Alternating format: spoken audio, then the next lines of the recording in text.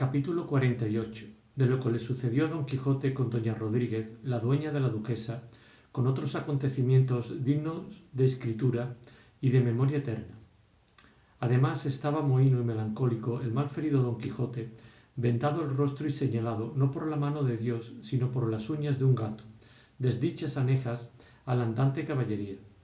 6 días estuvo sin salir de en público, en una noche de las cuales, estando despierto y desvelado, pensando en sus desgracias y en el perseguimiento de Altisidora, sintió que con una llave abrían la puerta de su aposento, y luego imaginó que la enamorada doncella venía para sobresaltar su honestidad y ponerle en condición de faltar a la fe que guardar debía a su señora Dulcinea del Toboso. No, dijo creyendo a su imaginación, y esto con voz que pudiera ser oída. No ha de ser parte la mayor hermosura de la tierra para que yo deje de adorar la que tengo grabada y estampada en la mitad de mi corazón y en lo más escondido de mis entrañas. Ora estés, señora mía, transformada en cebolluda labradora, ora en ninfa del dorado Tajo, tejiendo telas de oro y sirjo compuestas, ora te tenga Merlín o Montesinos donde ellos quisieren, que a donde quiera eres mía, y a donde quiera he sido yo y he de ser tuyo. El acabar estas razones y el abrir la puerta fue todo uno. Púsose en pie sobre la cama, envuelto de arriba abajo en una colcha de raso amarillo, una galocha en la cabeza y el rostro y los bigotes vendados. El rostro por los aruños, los bigotes porque no se le desmayasen y cayesen, en el cual traje parecía la más extraordinaria fantasma que se pudiera pensar. Clavó los ojos en la puerta, y cuando esperaba ver entrar por ella a la rendida y lastimada Altisidora, vio entrar a una reverendísima dueña con unas tocas blancas repulgadas y luengas, tanto que la cubrían y enmantaban desde los pies a la cabeza. Entre los dedos de la mano izquierda traía una media vela encendida, y con la derecha se hacía sombra porque no le diese la luz en los ojos, a quien cubrían unos muy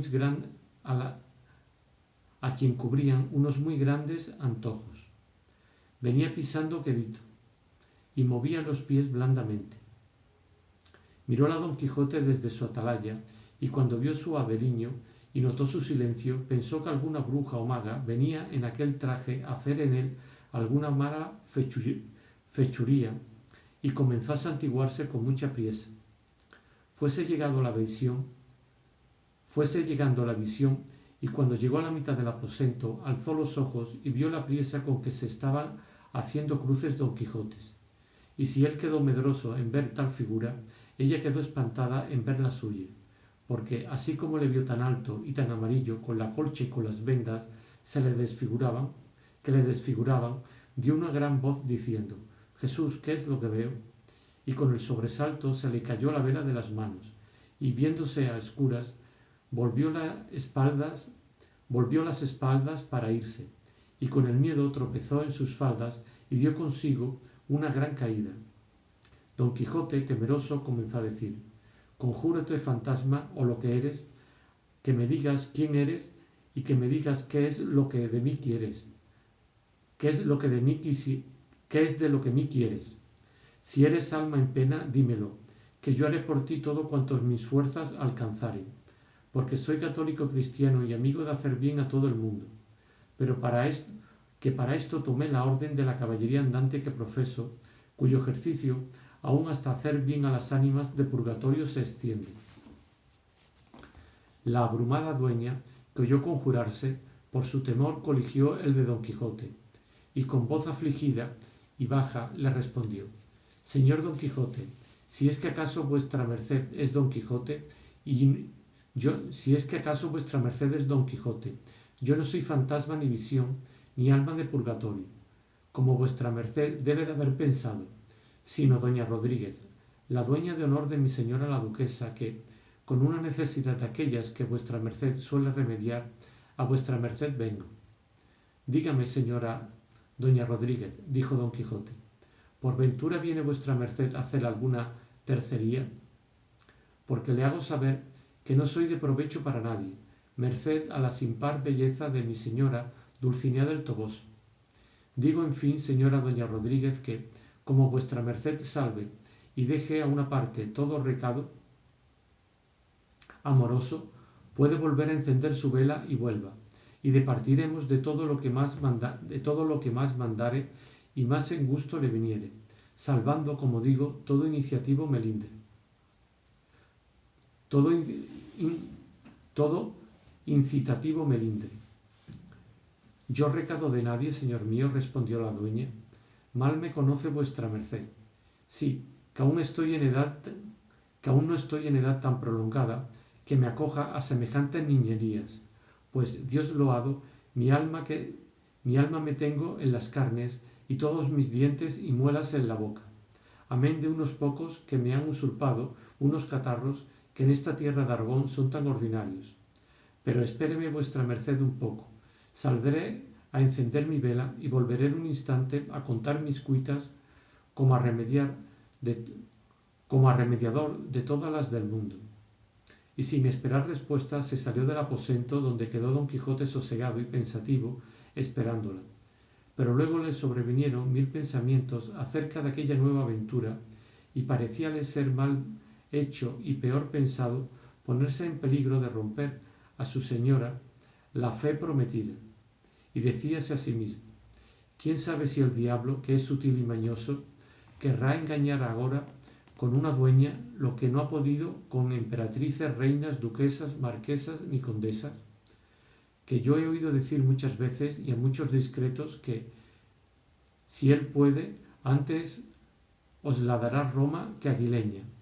Y quién sabe si esta soledad, esta ocasión y este silencio despertará mis deseos que duermen y hará que al cabo de 1000 años venga a caer donde nunca he tropezado.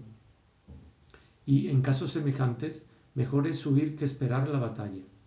Pero yo no debo de estar en mi juicio, pues tales disparates digo y pienso, que no es posible que una dueña toquiblanca, larga y antojuna, pueda mover ni levantar pensamiento lascivo en el más desalmado pecho del mundo. ¿Por ventura hay dueña en la tierra que tenga buenas carnes? ¿Por ventura hay dueña en el orbe que deje de ser impertinente, fruncida y melindrosa? Afuera, pues, caterva dueñesca, inútil para ningún humano regalo.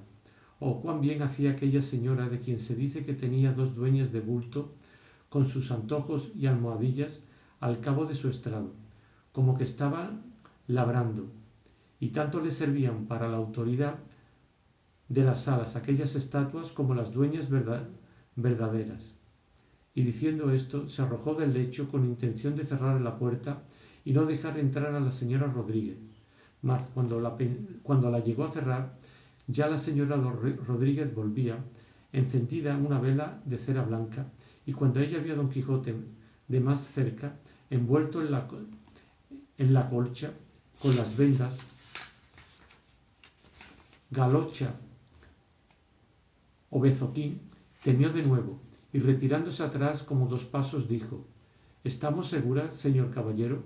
Porque no tengo a muy honesta señal haberse vuestra merced levantado de su lecho. Eso mesmo es bien que yo pregunte, señora, respondió don Quijote, y así pregunto si estaré yo seguro de ser acometido y forzado. ¿De quién o a quién pedís, señor caballero, esa seguridad? Respondió la dueña.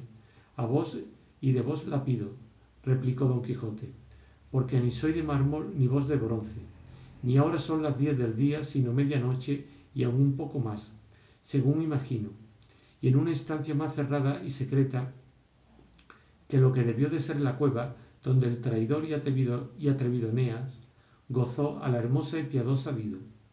Pero dadme, señora, la mano, que yo no quiero otra seguridad mayor que la de mis continencias y recato, y la de ofrecer esas reverendísimas tocas, y las que ofrecen esas reverendísimas tocas. Y diciendo esto, besó su derecha mano, y le asió de la suya, que ella le dio con las mismas ceremonias.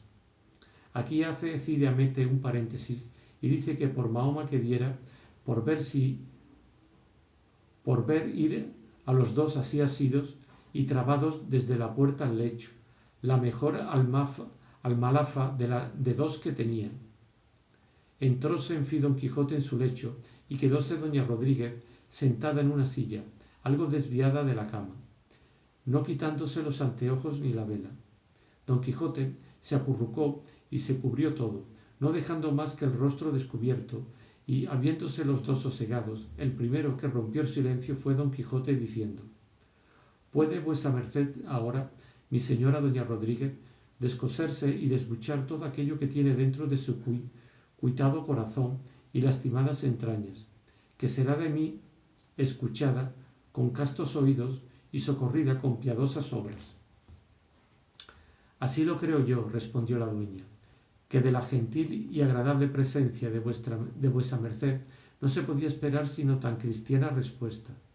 Es pues el caso, señor Don Quijote, que aunque vuesa merced me ve sentada en esta silla y en la mitad del reino de Aragón y en hábito de dueña, aniquilada y asendereada, soy natural de Asturias de Oviedo y de linaje que atraviesan por él muchos de los mejores de aquella provincia, pero mi corta suerte y el descuido de mis padres me empobrecieron antes de tiempo, sin saber cómo ni cómo no,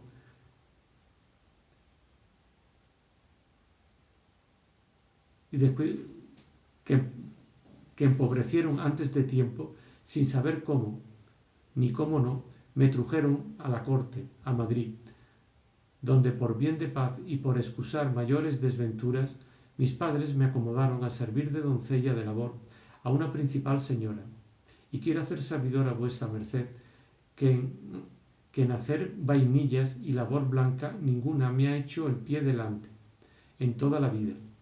Mis padres me dejaron sirviendo y se volvieron a su tierra, y de allí a pocos años se debieron de ir al cielo, porque eran además buenos y católicos cristianos. Quedé huérfana y atenida al miserable salario y a las angustiadas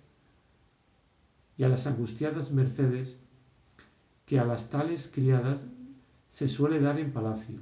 Y en este tiempo, sin que diese yo ocasión en ello, se enamoró de mí un escudero de casa, hombre ya en días, barbudo y apersonado, y sobre todo hidalgo como el rey, porque era montañés. No tratamos tan secretamente nuestros amores que no viniese a noticia de mi señora, la cual, por excusar dimes y diretes, nos casó en paz y en haz de la Santa Madre Iglesia Católica Romana, de cuyo matrimonio nació una hija para rematar con mi ventura, si alguna tenía. No porque yo muriese del parto, que le tuve derecho y en sazón, sino porque de allí a poco murió mi esposo de un cierto espanto que tuvo, que a tener ahora lugar para contarle, yo sé que vuestra merced se admirara. Y en esto comenzó a llorar tiernamente y dijo: Perdóneme vuestra merced, señor Don Quijote, que no va más en mi mano, porque todas las veces que me acuerdo de mi mal logrado, se me arrastran los ojos de lágrimas.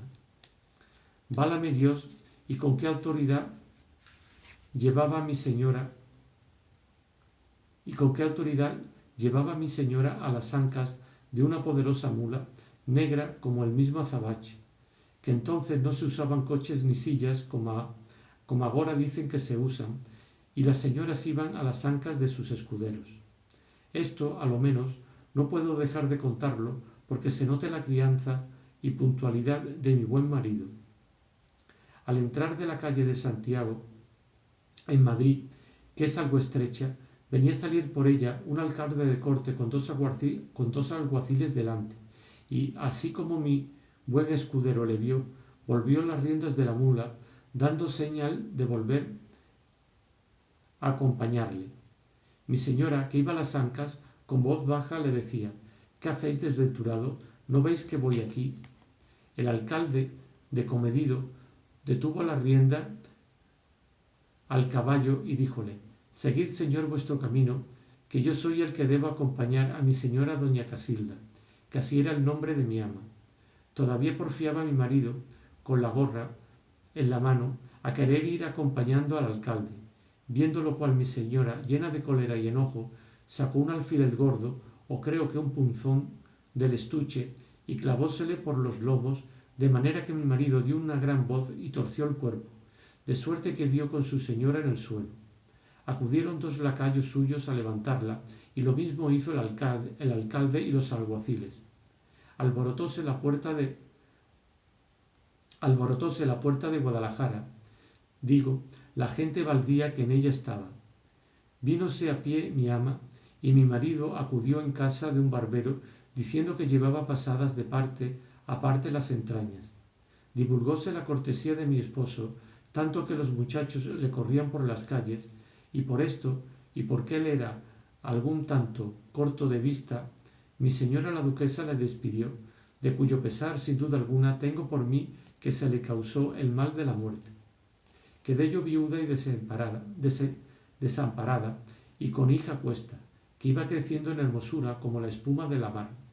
Finalmente, como yo tuviese fama de gran labrandera, mi señora la duquesa, que estaba recién casada con el duque mi señor, quiso traerme consigo a este reino de Aragón, y a mi hija ni más ni menos, a donde, yendo días y viniendo días, creció mi hija, y con ella todo el donaire del mundo.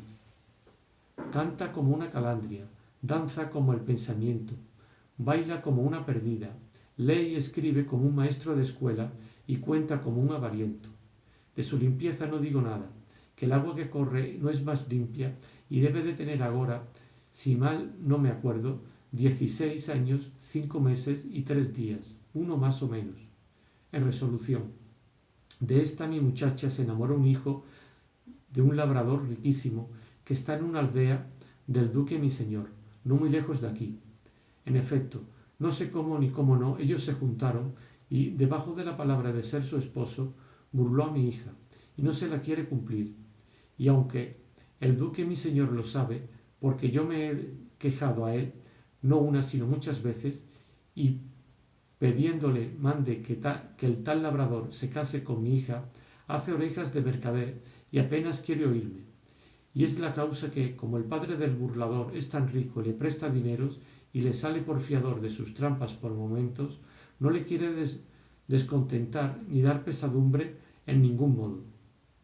Querría pues, señor mío, que vuesa merced tomase a cargo el deshacer este agravio, o ya por ruegos o ya por armas, pues según todo el mundo dice, vuesa merced nació en él para deshacerlos y para enderezar los tuertos y amparar los miserables, y póngasele a vuesa merced por delante la orfandad de mi hija, su gentileza, su mocedad, con todas las buenas partes que he dicho que tiene, que en Dios y en mi conciencia, que de cuantas doncellas tiene mi señora, que no hay ninguna que llegue a la suela de su zapato, y que una que llaman Altisidora, que es la que tiene por más desenvuelta y gallarda, puesta en comparación de mi hija, no le llega con 2 leguas.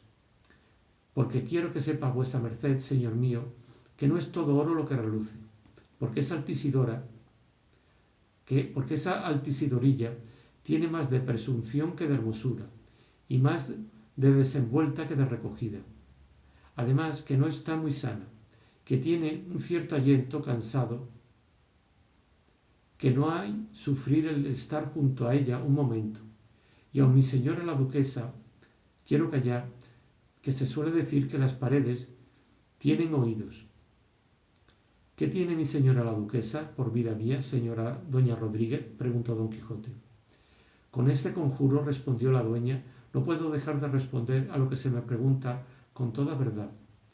¿Ve vuesa merced, señor don Quijote, la hermosura de mi señora la duquesa, aquella tez de rostro, que no parece sino una espada acicalada y tersa, aquellas dos mejillas de leche y de carmín, que en la una tiene el sol y en la otra la luna, y aquella gallardía con que va pisando y aun despreciando el suelo, que no parece sino que va derramando salud donde pasa?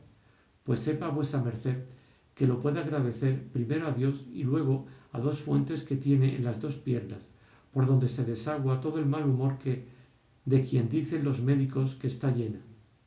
Santa María, dijo don Quijote, ¿y es posible que mi señora la duquesa tenga tales desaguaderos? No lo creyera si me lo dijeran frailes descalzos. Pero pues la señora doncella, pues pero pues la señora doña Rodríguez lo dice, debe de ser así. Pero tales fuentes, en tales lugares, no deben de emanar humor sino ámbar líquido. Verdaderamente que ahora acabo de caer que esto de hacer fuentes debe de ser cosa importante para salud. Apenas acabó don Quijote de decir esta razón, cuando con un gran golpe abrieron las puertas del aposento y del sobresalto del golpe se le cayó a doña Rodríguez la vela de la mano y quedó en la estancia como boca de lobo, como suele decirse. Luego sintió la pobre dueña que la asían de la garganta con 2 manos, tan fuertemente que no la dejaban gañir, y que otra persona, con mucha presteza, sin hablar palabra, le alzaba las faldas y con una, al parecer, chinela, le comenzó a dar tantos azotes que era una compasión. Y aunque don Quijote se la tenía, no se meneaba del lecho y no sabía qué podía ser aquello, y quedó y callado, y aun temiendo no viniesen por él la tanda y tunda azotesca. Y no fue vano su temor, porque en dejando molida a la dueña los callados verdugos, la cual no osaba quejarse, acudieron a don Quijote, y desenvolviéndole de la sábana y de la colcha, le pellizcaron tan a menudo y tan reciamente que no pudo dejar de defenderse a puñadas, y todo esto en silencio admirable. Duró la batalla casi media hora. Saliéronse las fantasmas, recogió doña Rodríguez sus faldas y, gimiendo su desgracia, se salió por la puerta fuera sin decir palabra a don Quijote, el cual, doloroso y pellizcado, confuso y pensativo, se quedó solo, donde lo dejaremos deseoso de saber quién había sido el perverso encantador que tal le había puesto. Pero ello se dirá a su tiempo, que Sancho Panza nos llama y el buen concierto de la historia lo pide. Capítulo 49. De lo que le sucedió a Sancho Panza rondando su ínsula. Dejamos al gran gobernador enojado y mohíno con el labrador, pintor y socarrón, el cual, industriado del mayordomo y el mayordomo del duque, se burlaban de Sancho.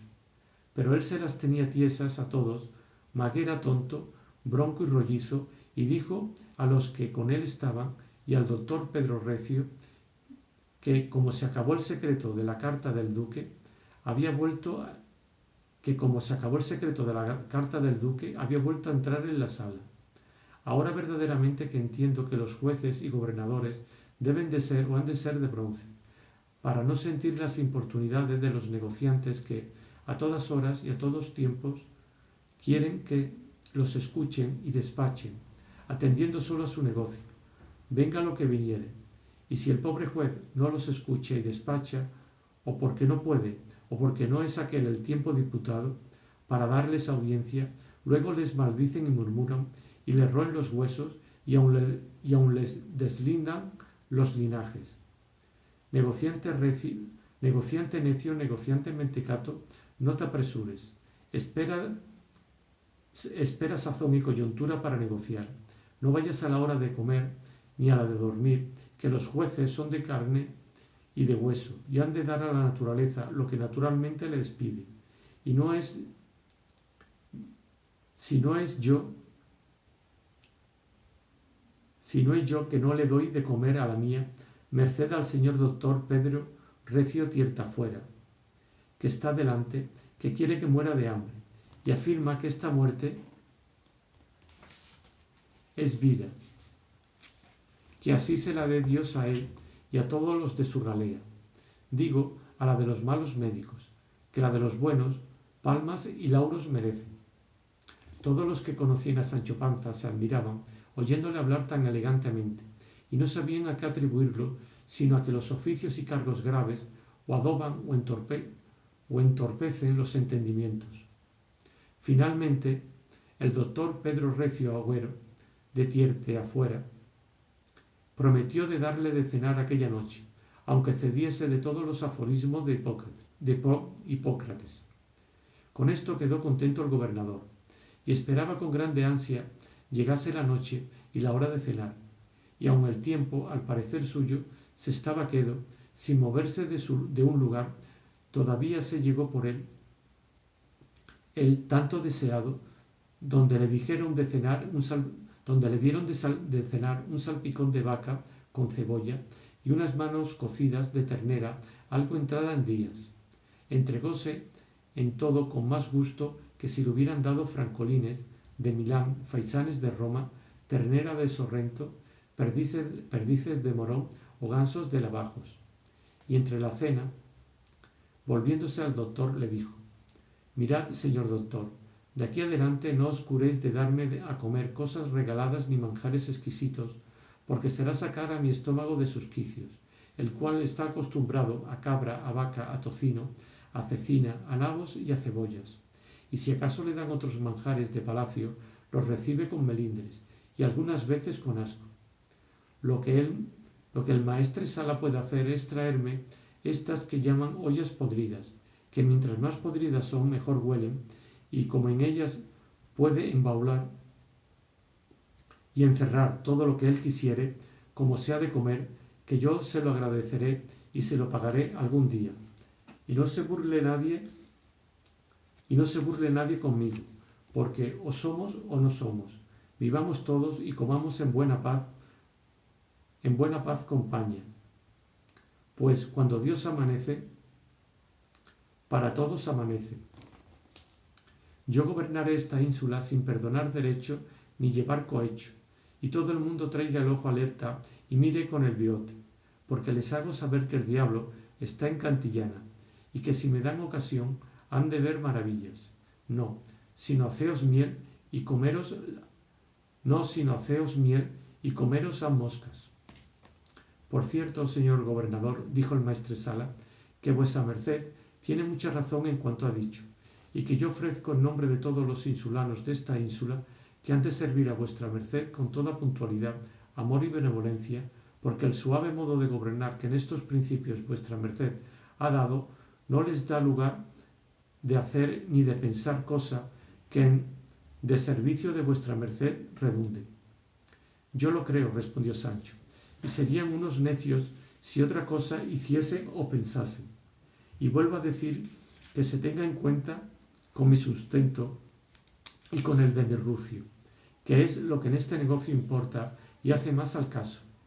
Y en siendo ahora, vamos a rondar, que es mi intención limpiar esta ínsula de todo género de inmundicia y de gente vagabunda, holgazanes y mal entretenida, porque quiero que sepáis, amigos, que la gente baldía y perezosa en esta república lo mismo que los zánganos en las colmenas, que se comen la miel de las trabajadoras abejas hacen. Pienso favorecer a los labradores, guardar sus preeminencias a los hidalgos, premiar los virtuosos y sobre todo tener respeto a la religión y a la honra de los religiosos. ¿Qué os parece de esto, amigos? ¿Digo algo o quiébrome la cabeza? «Dice tanto vuestra merced, señor gobernador», dijo el mayordomo, «que estoy admirado de ver que un hombre tan sin letras como vuesa merced, que a lo que creo no tiene ninguna, diga tales y tantas cosas llenas de sentencias y de avisos, tan fuera de todo aquello que del ingenio de vuesa merced esperaban los que nos enviaron y los que aquí venimos. Cada día se ven cosas nuevas en el mundo. Las burlas se vuelven veras y los burladores se hallan burlados». Llegó la noche y cenó el gobernador con licencia del señor doctor Recio. Aderezándose de ronda, salió con el mayordomo, secretario y maestresala, y el cronista que tenía cuidado de poner en memoria sus hechos, y alguaciles y escribanos, tantos que podían formar un mediano escuadrón. Iba Sancho en medio, con su vara, que no había más que ver, y pocas calles andadas del lugar sintieron ruido de cuchilladas.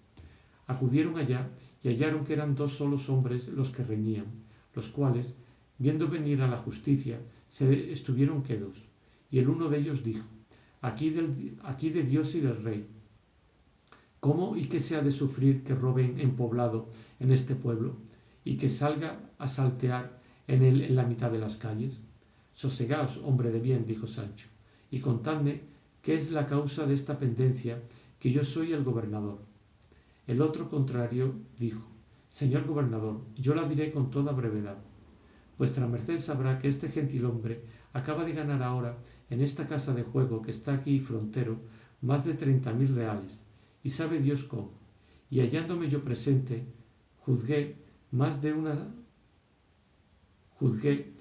una suerte dudosa en su favor, contra todo aquello que me dictaba la conciencia. Alzóse con la ganancia, y cuando esperaba que me había de dar algún escudo, por lo menos de barato, como es suyo y costumbre darle a los hombres principales como yo, que estamos asistentes para bien y mal pasar, y para apoyar sin razones y evitar pendencia, él embolsó su dinero y se salió de la casa.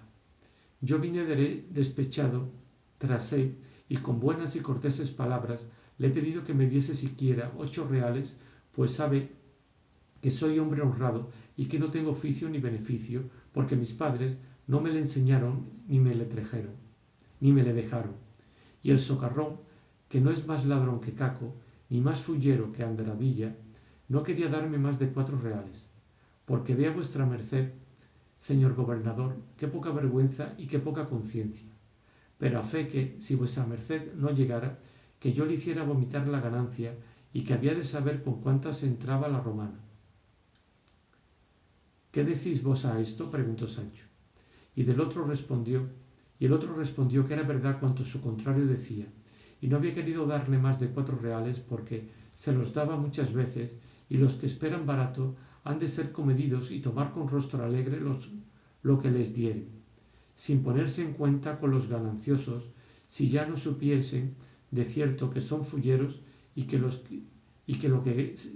que ganan es mal ganado, y que para señal que él era hombre de bien y no ladrón, como decía, ninguna había mayor que el no haberle querido dar nada, que siempre los fulleros son tributarios de los mirones que los conocen. Así es, dijo el mayordomo. Vea vuestra merced, señor gobernador, qué es lo que se ha de hacer de estos hombres. Lo que se ha de hacer es esto, respondió Sancho. Vos, ganancioso, bueno o malo o indiferente, dad luego a este vuestro acuchillador 100 reales, y más, habéis de desembolsar 30 para los pobres de la cárcel. Y vos, que no tenéis oficio ni beneficios, y andáis de nones en esta ínsula, tomad luego esos 100 reales, y mañana, en todo el día, salid de esta ínsula desterrado por 10 años, so pena, si lo quebrantáredes, los cumpláis en la otra vida, colgándoos yo de una picota, o a lo menos el verdugo por mí mandado, y ninguno me replique que la sentaré la mano. Desembolsó el uno, recibió el otro, éste se salió de la ínsula, y aquel se fue a su casa, y el gobernador quedó diciendo: ahora yo podré poco, o quitaré estas casas de juego, que a mí se me trasluce que son muy perjudiciales. Esta a lo menos, dijo un escribano, no la podrá vuestra merced quitar, porque la tiene un gran personaje, y más es sin comparación lo que él pierde al año que lo que saca de los naipes.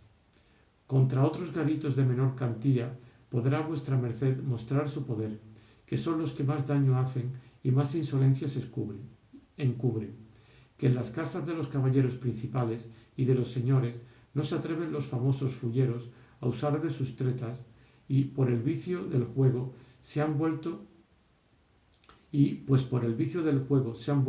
ejercicio común, mejor es que se juegue en las casas principales que no en la de algún oficial, donde cogen a un desdichado de medianoche abajo y le desuellan vivo. Agora, escribano, dijo Sancho, yo sé que hay mucho que decir en eso. Y en esto llegó un corchete que traía asido a un mozo y dijo: señor gobernador, este mancebo venía hacia nosotros, y así como columbró la justicia, volvió las espaldas y comenzó a correr como un gamo, señal de que debe de ser algún delincuente. Yo partí tras él, y si no fuera porque tropezó y cayó, no le alcanzara jamás. ¿Por qué huías, hombre?, preguntó Sancho, a lo que el mozo respondió: señor, por excusar de responder a las muchas preguntas que las justicias hacen. ¿Qué oficio tienes? Tejedor. ¿Y qué tejes? Hierros de lanza, con licencia buena de vuestra merced. Gracioso me oís, de chocarrero os picáis. Está bien. ¿Y a dónde ibades ahora? Señor, a tomar el aire. ¿Y a dónde se toma el aire en esta ínsula? A donde sopla. Bueno, respondéis muy a propósito. Discretos sois, mancebo, pero haced cuenta que yo soy el aire y que os soplo en popa y os encamino a la cárcel. Asilde ahora y llevadle, que yo haré que duerma allí sin aire esta noche. Par Dios, dijo el modo, así me haga vuestra merced dormir en la cárcel como hacerme rey. Pues, ¿por qué no te haré yo dormir? Así me haga vuestra merced dormir en la cárcel como hacerme rey. Pues, ¿por qué no te haré yo dormir en la cárcel? Respondió Sancho. ¿No tengo yo poder para prenderte y soltarte cada y cuando que quisiere? Por más poder que vuestra merced tenga, dijo el mozo, no será bastante para hacerme dormir en la cárcel. ¿Cómo que no? Replicó Sancho. Llevadle luego a donde verá por sus propios el desengaño, aunque más el alcaide quiere usar con él de su interesal liberalidad, que yo le pondré pena de 2000 ducados si te deja salir un paso de la cárcel. Todo eso es cosa de risa, respondió el mozo. El caso es que no me harán dormir en la cárcel cuantos hoy viven.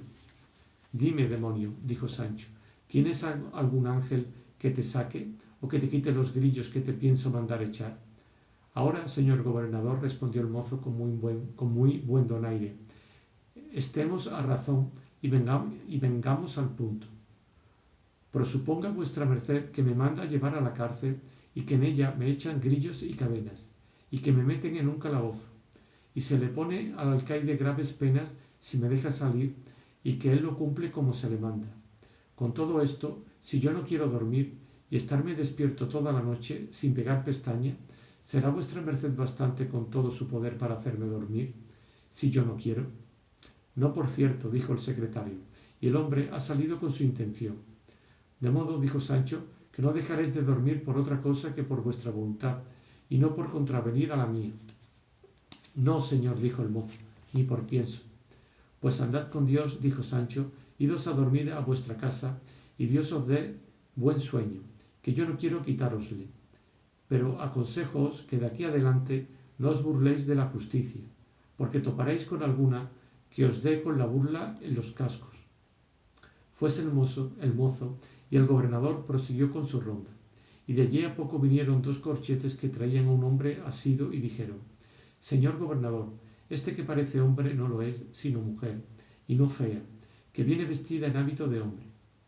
Llegáronle a los ojos 2 o 3 lanternas, a cuyas luces descubrieron un rostro de una mujer, al parecer de 16 o poco más años, recogidos los cabellos con una redecilla de oro y seda verde, hermosa como 1000 perlas. Miráronla de arriba abajo y vieron que venía con unas medias de seda encarnada, con ligas de tafetán blanco y rapacejos, de oro y aljófar. Los greguescos eran verdes, de tela de oro,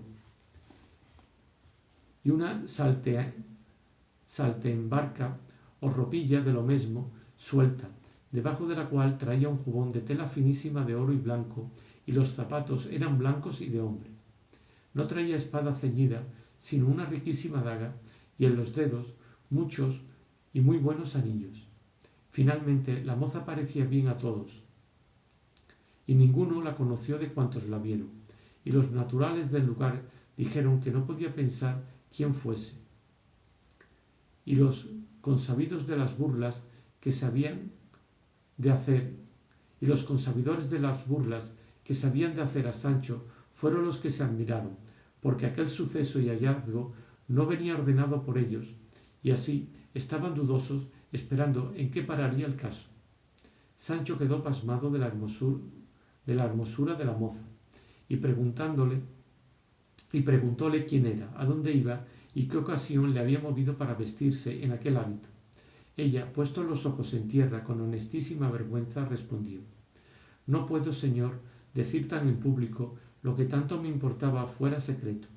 Una cosa quiero que se entienda, que no soy ladrón ni persona facinerosa, sino una doncella desdichada a quien la fuerza de unos celos han hecho romper el decoro de la honestidad que a la honestidad se debe. Oyendo esto el mayordomo dijo a Sancho: haga, señor gobernador, apartar la gente, porque esta señora, con menos empacho, pueda decir lo que quisiere. Mandólo así el gobernador. Apartáronse todo, si no fueron el mayordomo, maestresala y el secretario. Viéndose pues solos, la doncella prosiguió diciendo: yo, señores, soy hija de Pedro Pérez Mazorca, arrendador de las lanas de este lugar, el cual suele muchas veces ir en casa de mi padre. Esto no lleva camino, dijo el mayordomo, señora, porque yo conozco muy bien a Pedro Pérez y sé que no tiene hijo ninguno, ni varón ni hembra, y más, que decís que es vuestro padre, y luego añadís que suele ir muchas veces a casa de vuestro padre. Ya yo había dado en ello, dijo Sancho. Ahora, señores, yo estoy turbada y no sé lo que me digo, respondió la doncella, pero la verdad es que soy hija de Diego de la Llana, que todos vuestras mercedes deben de conocer.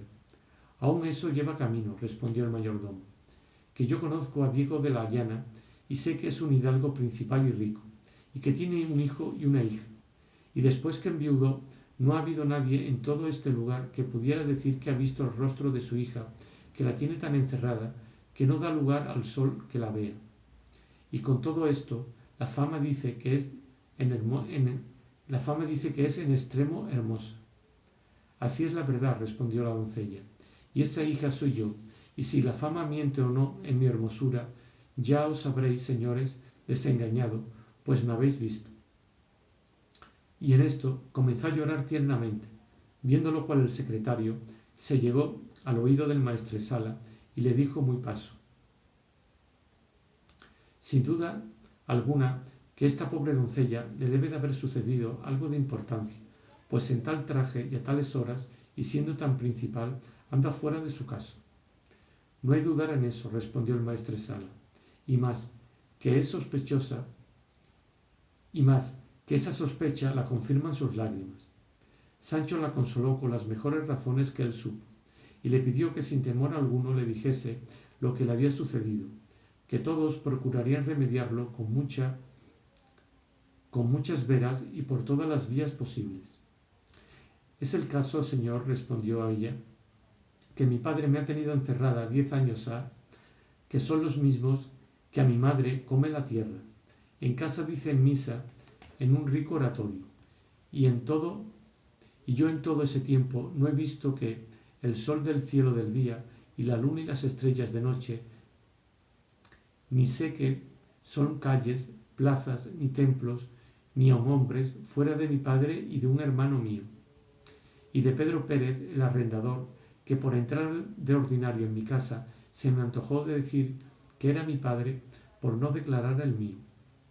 Este encerramiento y este negarme el salir de casa, siquiera a la iglesia, ha muchos días y meses que me trae muy desconsolada. Quisiera yo ver el mundo, o a lo menos el pueblo donde nací, pareciéndome que este deseo no iba contra el buen decoro que las doncellas principales deben guardar a sí mismas. Cuando oía decir que corrían toros y jugaban cañas y se representaban comedias, preguntaba a mi hermano, que es un año menor que yo, que me dijese qué cosas eran aquellas y otras muchas que yo no he visto. Él me lo declaraba por los mejores modos que sabía, pero todo era encenderme más el deseo de verlo. Finalmente, por abreviar el cuento de mi perdición, digo que yo rogué y pedí a mi hermano que nunca tal pidiera ni tal rogara, y tornó a renovar el llanto. El mayordomo le dijo: prosiga vuestra merced, señora, y acabe de decirnos lo que le ha sucedido, que nos tienen a todos suspensos sus palabras y sus lágrimas. Pocas me quedan por decir, respondió la doncella, aunque muchas lágrimas sí que llorar, porque los mal colocados deseos no pueden traer consigo otros descuentos que los semejantes. Habíase sentado habíase sentado en el alma del maestresala la belleza de la doncella, y llegó otra vez su lanterna para verla de nuevo, y parecióle que no eran lágrimas las que lloraba, sino aljófar o rocío de los prados, y aun las subía de punto y las llegaba a perlas orientales, y estaba deseando que su desgracia no fuese tanta como daban a entender los indicios de su llanto y de sus suspiros. Desesperábase el gobernador de la tardanza que tenía la moza en dilatar su historia, y díjole que acabase de tenerlos más suspensos, que era tarde y faltaba mucho que andar del pueblo. Ella, entre interrotos sollozos y mal formados suspiros, dijo: «No es otra mi desgracia ni mi infortunio es otro, sino que yo rogué a mi hermano que me vistiese en hábitos de hombre con uno de sus vestidos y que me sacase una noche a ver todo el pueblo, cuando nuestro padre durmiese. Él, importunado de mis ruegos, condescendió con mi deseo, y poniéndome este vestido, y él vestiéndose de otro mío, que le estaba como nacido, porque él no tiene pelo de barba y no parece sino una doncella hermosísima, esta noche debe de haber una hora, poco más o menos, nos salimos de casa, y guiados de nuestro mozo y desbaratado discurso, hemos rodeado todo el pueblo, y cuando queríamos volver a casa, vimos venir un gran tropel de gente, y mi hermano me dijo: «Hermana, esta debe ser la ronda, aligera los pies y pon alas en ellos, y vente tras mí corriendo, porque no nos conozcan, que nos será mal contado». Y diciendo esto, volvió las espaldas y comenzó, no digo a correr, sino a volar. Yo, a menos de 6 pasos, caí con el sobresalto, y entonces llegó el ministro de la Justicia, que me trujo ante vuestras mercedes, a donde por mala y antojadiza me veo avergonzada ante tanta gente. «En efecto, señora», dijo Sancho, «¿no os ha sucedido otro desmán alguno, ni celos, como vos al principio de vuestros cuentos dijisteis, que os sacaron de vuestra casa?» «No me ha sucedido nada, ni me sacaron celos, sino solo el deseo de ver mundo, que no se extendía a más que a ver las calles de este lugar». Y acabó de confirmar ser verdad lo que la doncella decía,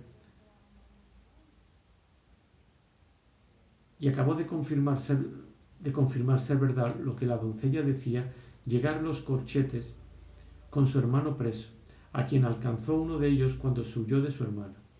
No traía sino un faldellín rico y una mantilla de damasco azul con pasamanos de oro fino, la cabeza sin toca y con otra cosa adornada, ni con otra cosa adornada que con sus mismos cabellos, que eran sortijas de oro, según eran rubios y enrizados. Apartáronse con él gobernador, mayordomo y maestresala, y sin que lo oyese su hermana le preguntaron cómo venía en aquel traje, y él, con no menos vergüenza y empacho, contó lo mismo que su hermana había contado, de que recibió gran gusto el enamorado maestresala. Pero el gobernador les dijo: «Por cierto, señores, que esta ha sido una gran rapacería, y para contar esta necedad y atrevimiento no eran menester tantas largas ni tantas lágrimas y suspiros, que con decir somos fulano y fulana, que nos salimos a espaciar de casa de nuestros padres con esta invención, solo por curiosidad, sin otro designio alguno. Se acabara el cuento y no gemidicos y lloramicos y darle». «Así es la verdad», respondió la doncella, «pero sepan vuesas mercedes que la turbación que he tenido ha sido tanta que no me ha dejado guardar el término que debía». «No se ha perdido nada», respondió Sancho. «Vamos, y dejaremos a vuesas mercedes en casa de su padre, quizá no los habrá echado de menos, y de aquí adelante no se muestren tan niños ni tan deseosos de ver mundo, que la doncella honrada, la pierna quebrada y en casa, y la mujer y la gallina por andar se pierden aína. Y la que es deseosa de ver, también tiene deseos de ser vista. No digo más. El mancebo agradeció al gobernador la merced que quería hacerles de volverlos a su casa, y así se encaminaron hacia ella, que no estaba muy lejos de allí. Llegaron pues, y tirando el hermano una china a una reja, al momento bajó una criada que los estaba esperando, y les abrió la puerta, y ellos se entraron, dejando a todos admirados, así de su gentileza y hermosura, como del deseo que tenían de ver mundo, de noche y sin salir del lugar. Pero todo lo atribuyeron a su poca edad. Quedó el maestresala traspasado su corazón, y propuso de luego otro día pedírsela por mujer a su padre, teniendo por cierto que no se la negaría, por ser el criado del duque, y aun a Sancho le vinieron deseos y barruntos de casar al mozo con Sanchica su hija, y determinó de ponerlo en plática a su tiempo, dándose a entender que a una hija de un gobernador ningún marido se le podía negar. Con esto se acabó la ronda de aquella noche, y de allí a 2 días el gobierno, con que se destroncaron y borraron todos sus designios, como se verá adelante.